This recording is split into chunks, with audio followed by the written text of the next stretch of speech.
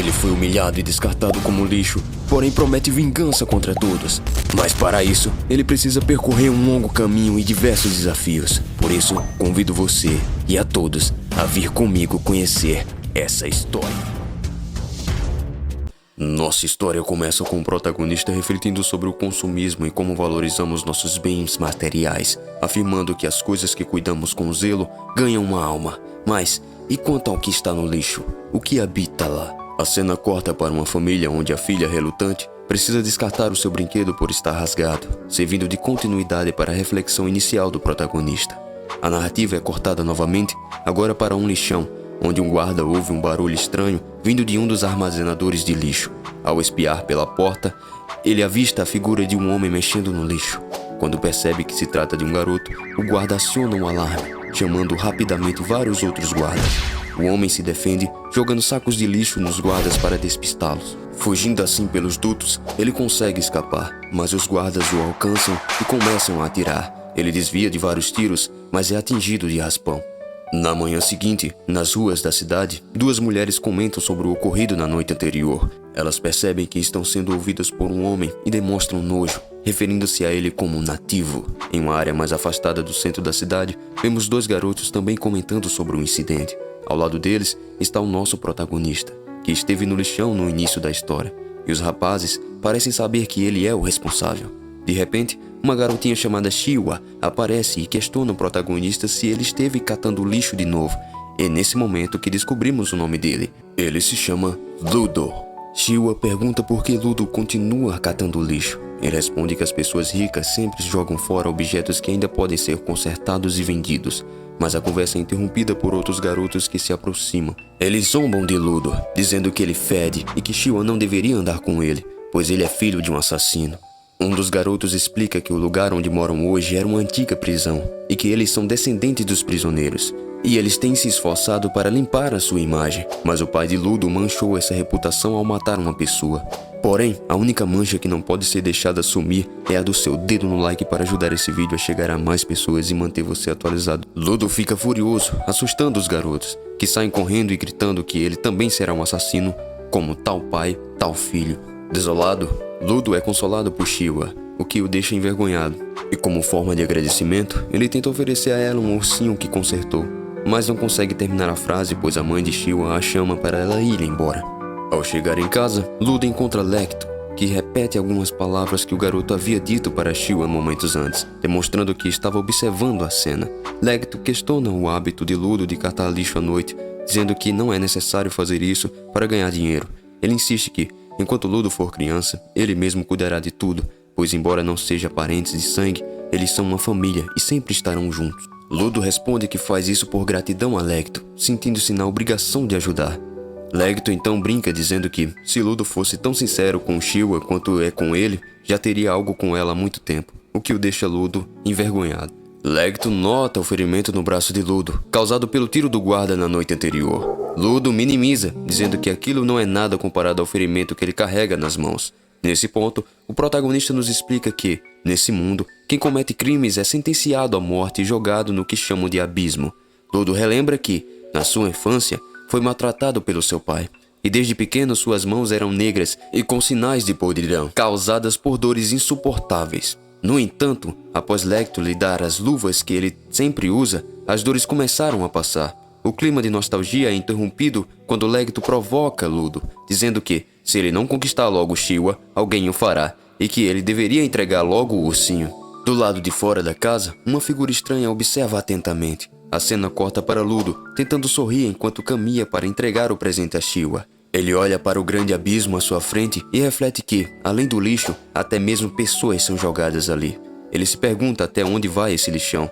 Perdido nesses pensamentos, ele é surpreendido por Shiwa, que o cumprimenta.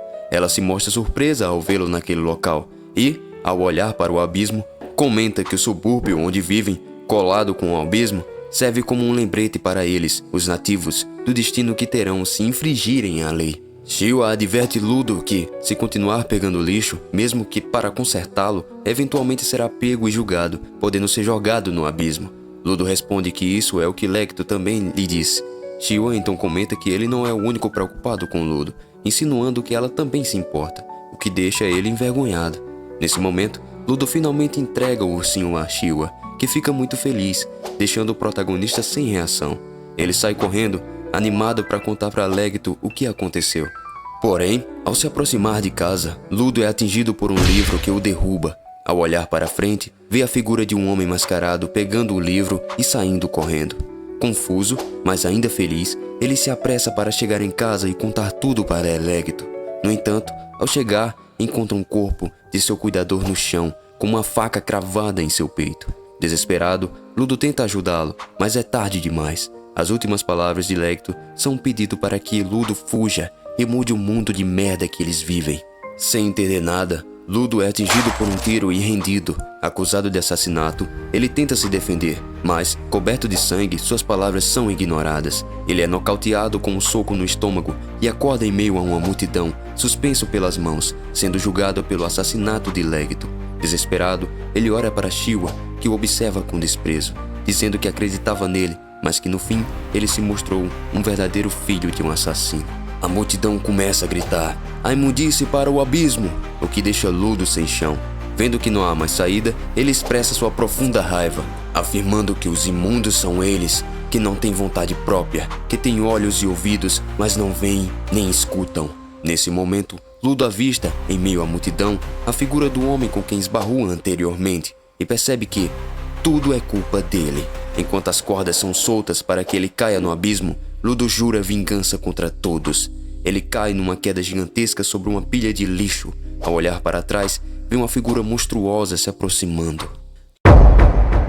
Relembrando uma parte de sua infância, Ludo reflete sobre o motivo de tantos nativos serem tratados como lixo e por que todos se importam tanto com a imundície e criminosos, mas quando se trata do que acontece depois que se cai no abismo, todos ficam indiferentes. Voltando ao presente, o nosso protagonista está correndo desesperado de uma horda gigantesca de monstros. Ele consegue desviar de um ataque de um deles, pulando para o chão. Ao cair, ele nota um crânio enterrado, o que dá a entender que muitos já morreram ali. A horda começa a atacar novamente, e ele entra em desespero. Tenta subir em uma pilha de lixo, mas acaba escorregando e caindo direto no chão. Ele sente que seus pulmões estão queimando por conta do ar do local, e se pergunta se há algum local seguro naquela pilha de lixo. Em seguida, ele acaba vomitando sangue. Um dos monstros nota novamente a presença de Ludo, e ele se pergunta se tudo vai acabar ali, já que até então ele não conseguiu resolver nada. Nesse momento, ele se lembra do pai de consideração e de toda a humilhação que passou lá em cima, jurando que não vai desistir de maneira alguma. Com muita determinação e um pequeno pedaço de cano, ele promete que vai continuar vivo e se vingar de todos que lhe fizeram mal. Com isso, ele investe em um ataque direto contra os monstros. De longe, um observador misterioso assiste a batalha de Ludo. De volta ao combate, Ludo joga um pedaço de cano em um dos monstros, mas não surte efeito algum. Em seguida, ele recebe um ataque direto que o afasta para longe. Ele pega um pedaço de brasilite, eu podia chamar de telha, mas eu vou chamar de brasilite porque... fosse. E em desespero, avança com sangue nos olhos, conseguindo cortar a cabeça do monstro, fazendo-o explodir. Os pedaços de lixo que compunham o monstro caem sobre Ludo, que já não tem mais forças nas pernas. No entanto, antes que ele seja soterrado por uma pilha de lixo, a figura de um homem mascarado o protege com um guarda-chuva. E ao invés de simplesmente ajudar o protagonista, ele dá um chute nas costas do coitado e ainda coloca uma máscara de oxigênio em sua boca. Ludo o questiona se ele é um habitante daquele local, mas o mascarado pede silêncio. No entanto, Ludo insiste em perguntar quem ele é. O mascarado pede silêncio novamente. Mais uma vez, Ludo insiste, dizendo que não está entendendo nada e pergunta se onde estão é o abismo ou o subsolo. O mascarado nega, dizendo que não é o subsolo, e adverte o protagonista dizendo que ele está falando alto demais. Ludo grita ainda mais alto, dizendo que não está ouvindo nada. Isso deixa o mascarado extremamente irritado, e ele diz em voz alta que aquele lugar não é o subsolo, mas sim o solo, onde as pessoas como o Ludo, que viviam no que ele chama de paraíso, jogam todo o lixo. E agora, ainda mais irritado, ele avisa que por conta da tagarelice do Ludo, agora os monstros perceberam a presença deles novamente. O protagonista se pergunta o motivo do monstro estar atacando novamente, sendo que ele já tinha derrotado ele antes. O homem misterioso explica que, na região onde estão, existem seres que ele denomina como maculados, criaturas feitas de lixo que não são derrotadas com armas comuns e que reagem a barulhos. E era por isso que ele tava pedindo pra esse boca de tabaco calar a boca. Armando seu guarda-chuva, o homem o transforma em uma grande arma com pontas afiadas e diz que vai começar uma limpeza. Girando o guarda-chuva rapidamente, ele gera uma grande força cinética, manipulando o ar e disparando uma rajada de vento direto no monstro, que se desfaz em pedacinhos. Ele começa a cortar vários deles, pula sobre a cabeça de um dos monstros e do ar firma-se no guarda-chuva e usa o golpe que ele chama um break 8 rasgos. Lá ele, acertando o monstro em cheio pelas costas. Ludo fica impressionado e se pergunta como ele tem uma habilidade tão incrível como aquela, pensando se ele mesmo também poderia desenvolver algo assim. O homem misterioso pergunta se Ludo está bem e o protagonista o questiona sobre quem ele é. O homem tira a máscara e finalmente se apresenta. Ele se chama Engine e diz que é apenas um limpador. Logo em seguida, ele coloca a máscara de volta, pois esqueceu que o ar é tóxico. Só não é mais tóxico do que sua ex. Nas lembranças antigas de Ludo, ele se vê conversando com Lecto sobre quando foi espancado por uns garotos. Pode dizer que os objetos tratados com cuidado ganham uma alma. Lecto diz que isso não passa de um provérbio, mas que, se ele realmente acreditar, pode ser que as coisas tenham vida. Ludo olha para suas luvas e pergunta a Lecto se elas também podem ter uma alma. Ele confirma, deixando o jovem Ludo encantado. Mas está na hora de acordar, princesa, pois a cena corta para Ludo abrindo os olhos, sendo puxado por correntes no meio do lixão por Engine. Ludo fica irritado e pede para ele soltá-lo, pois quer voltar para a superfície.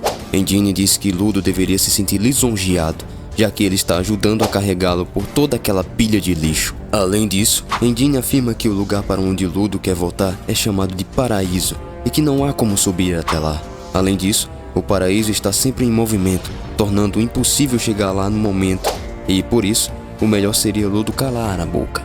Ele fica furioso e não aceita o que Engine disse, pois ele menciona que, por hora, não havia como fazer nada, ou seja, ainda existe uma possibilidade. Ludo quer saber mais, quer saber como sair de lá, como funcionam os poderes de Engine e o que é aquele mundo. Ele afirma que deseja jogar tudo na cara das pessoas que lhe fizeram mal e que só vai parar de gritar quando Engine responder às suas perguntas. O moleque tá atrevido. Engine, sem aguentar mais, fala para Ludo que vai ensiná-lo exatamente como é o mundo em que estão agora, que ele chama de Purgatório. Chegando a um local cheio de caminhões, Engine joga Ludo ainda acorrentado e vai embora, deixando-o à mercê de 5 homens mascarados. Eles ficam curiosos e perguntam se ele é do povo paradisíaco.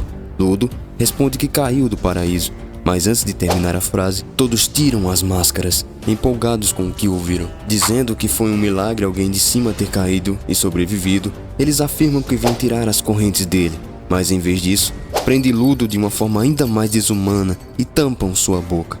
Eles dizem que jamais o tratariam com gentileza, pois nesse mundo, as pessoas que vivem no paraíso são consideradas as piores possíveis. Sempre que um corpo cai, eles comercializam as partes e as roupas, e dizem ter tirado a sorte grande por agora terem um vivo. Eles explicam o motivo de tanto ódio aos paradisíacos. Eles sempre jogam lixos e mais lixos no solo, poluindo ainda mais e transformando o ambiente em um lugar inabitável. Esses lixos chegaram ao ponto de criar até mesmo monstros. Imagina tua meia que tu usa uma semana sem pó, como é que pode ficar lá, mano? Eles se perguntam o que as pessoas desse mundo fariam com Ludo. Talvez uma tortura em praça pública?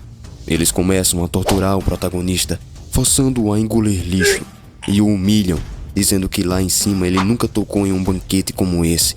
Extremamente furioso, Ludo morde com força os dedos de um dos homens que tentava colocar lixo em sua boca, arrancando assim totalmente a sua pele. Um homem grita de dor e, em forma de protesto, Ludo come mais ainda da lavagem, dizendo que ainda está comestível. O moleque é afrontoso, meu parceiro. Ludo afirma estar de saco cheio tanto do paraíso quanto do purgatório.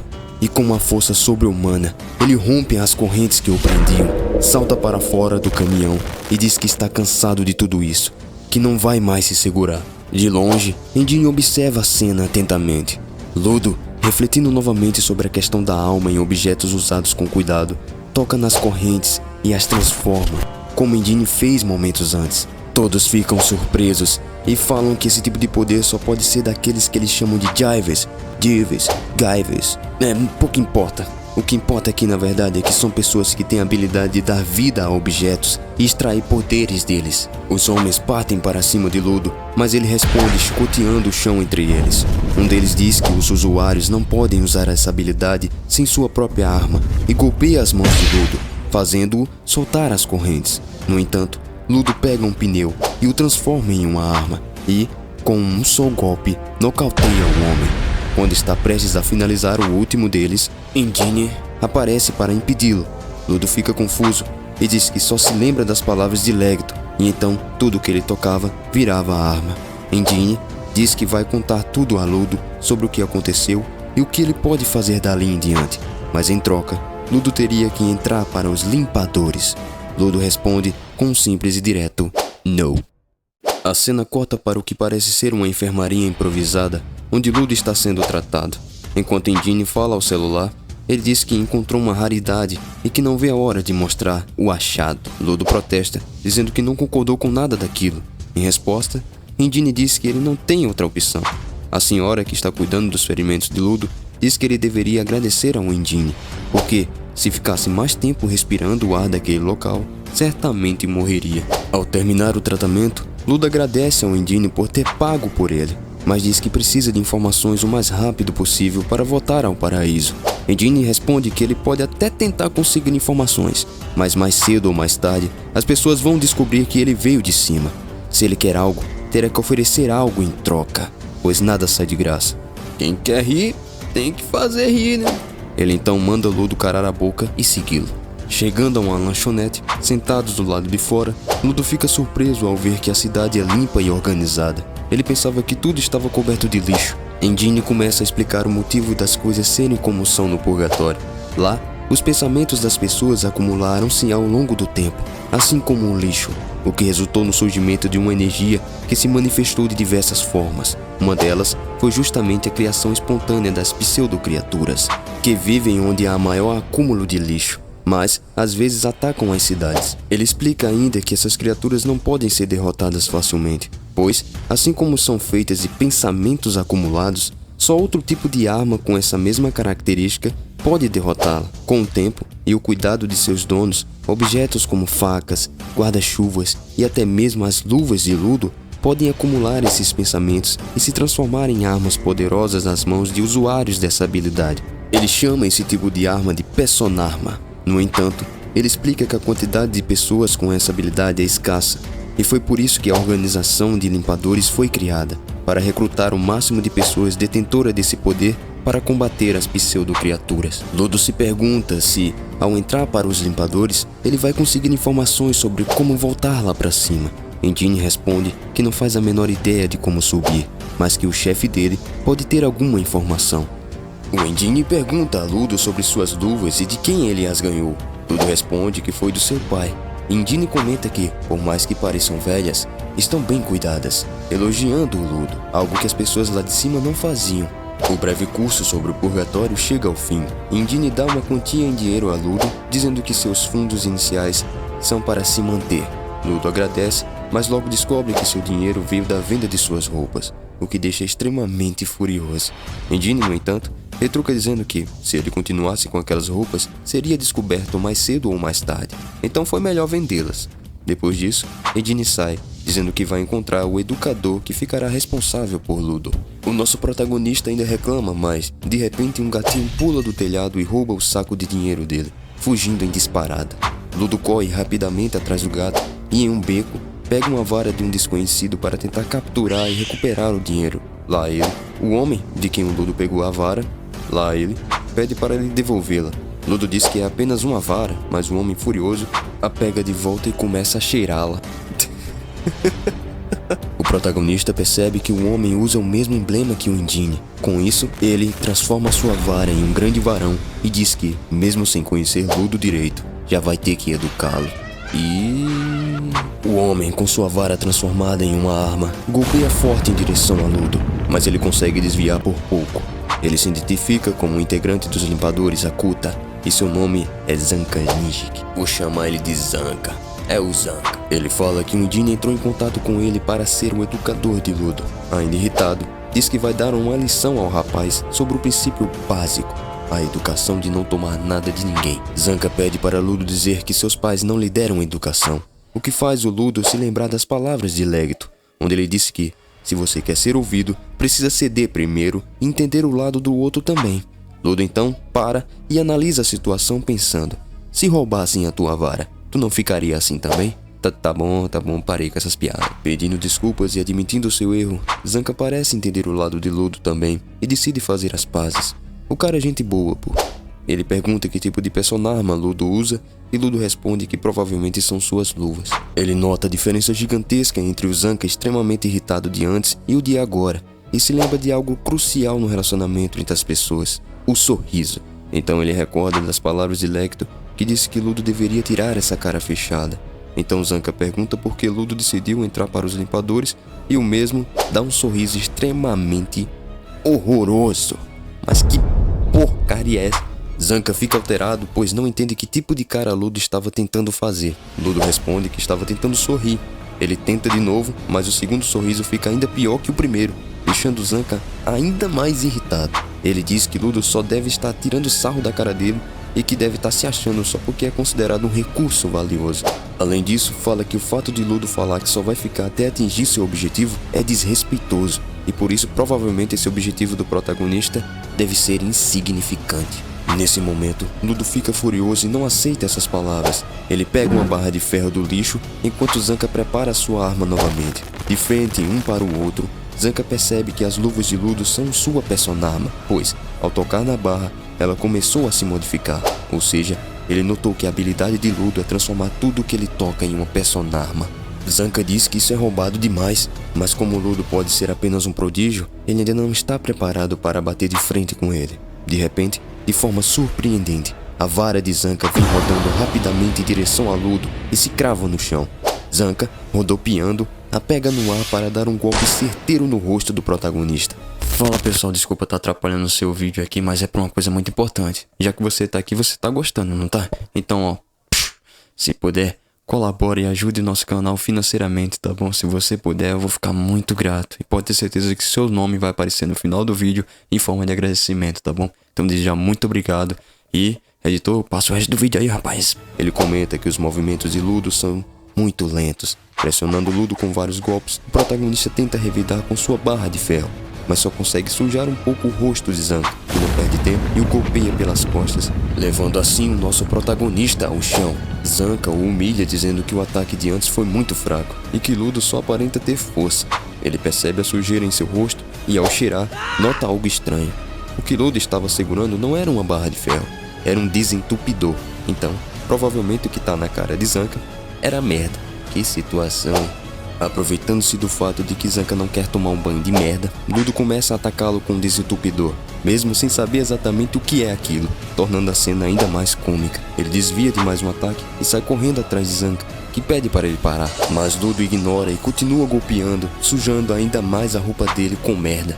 No meio de toda essa confusão, Endine chega ao local com um carro e pergunta se eles já se tornaram amigos. Dentro do carro, Endine começa a rir da situação, especialmente porque Ludo nem sabia que estava lutando com bosta. Endine comenta que, apesar de ter sido um encontro engraçado, no fim das contas, Zanca é o educador de Ludo. Ele explica que, mesmo dentro dos limpadores, Zanca é o melhor na manipulação da personarma e que Ludo pode aprender muito com ele.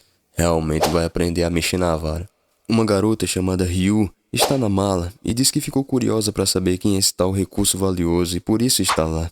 E pergunta o nome de Ludo brincando com seu cabelo, deixando-o roxo de vergonha. Assim, o carro segue seu caminho para o quartel-general dos limpadores.